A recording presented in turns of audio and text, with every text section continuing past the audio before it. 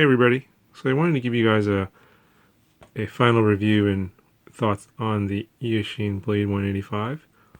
I finally got this tuned correctly, and I'll put some video up here in the corner that shows the flight.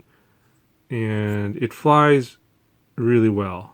Out of the box, the settings, the PID settings that come with Clean Flight are not optimal.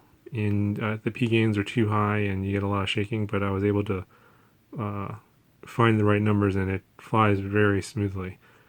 Now, you're going to probably hear a lot of and probably see a lot of reviews on this that there's a bunch of things wrong with it. You can't flash the ESCs and et cetera, et cetera. Which is, for the most part, I would say a lot of these sort of downsides are true.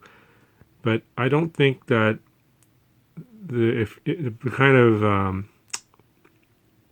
don't think that the type of buyer for this is going to be someone who's going to be doing a lot of tinkering and flashing firmwares and doing all kinds of modifications. I think those kinds of people, they're going to be building their own custom quad. And I think that this quad is probably going to be good for someone who just wants to buy something off the shelf and put the props on, and just go fly it. And I think that if you're that person and you just want to buy something and you just want to fly it, if you're just getting into these FPV racers, this is probably a good one to get, because if you put in the PID settings that I'll put up at the end of this video, you'll find that you can just take this out of the box and go and fly it, and it'll fly really well.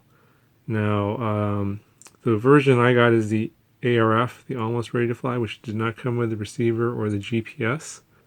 And I think that if you're just getting into these kind of models, you probably want to invest in a nicer radio than the one that comes with the Ready to Fly model. That one comes with a receiver and a GPS and a radio. That's a FlySky radio. It's an okay radio, but you'll probably, if you really end up liking quad racing, quad flying, you're going to quickly outgrow that radio and want to get something like a Tyrannus anyway. So if that's the case, then if you do go that route and get the ARF and a Tyrannus, then you can just follow my other video where I explain how to hook up this X4 SP receiver. It's really not that difficult. And then get that going. And by the way, the GPS is pretty much useless for FPV racing. I'm really not sure why they even have a GPS version, because this is not really a photography type of platform. It's a little strange, but anyway, I wanted to get something that was going to be all stock. I flew with a stock battery, all the stock components. I didn't modify it in any way. I just added a receiver and I just changed PID settings. I just wanted to fly it just like someone would buy it off the shelf who didn't really know how to make a lot of modifications, and see how well this would fly. And ultimately, my opinion is that it flew really well for what it is. Now, if you're someone who has built quads before and likes to mod stuff and customize and make this like really tricked out, this is probably definitely not the model for you, because you're going to build something better than this anyway, and it's probably going to cost twice as much, but it's going to be a better quad overall. Then again, you get what you pay for. So, for something like this, just already built, ready to go, someone could just buy it and literally fly within about 30 minutes of getting it, then this is probably not a bad choice. Now, I did make a initial review video explaining some of the sort of the downsides on the crashability of this model. Those things still apply.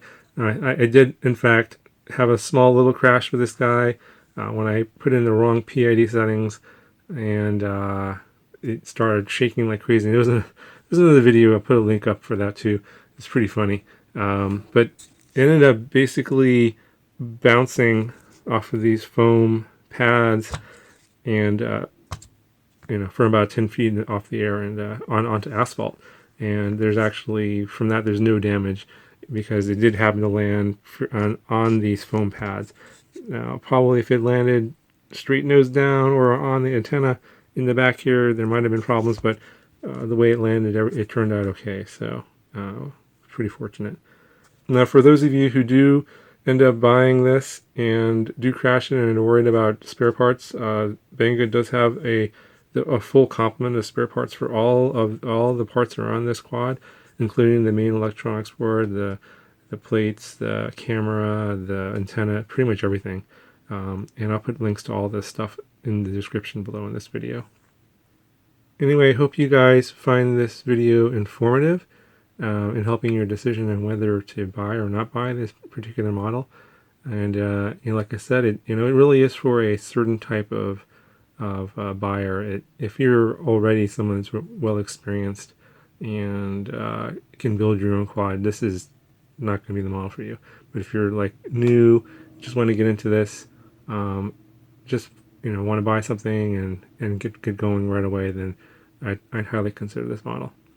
Anyway, thanks for watching, and I'll talk to you guys in the next video.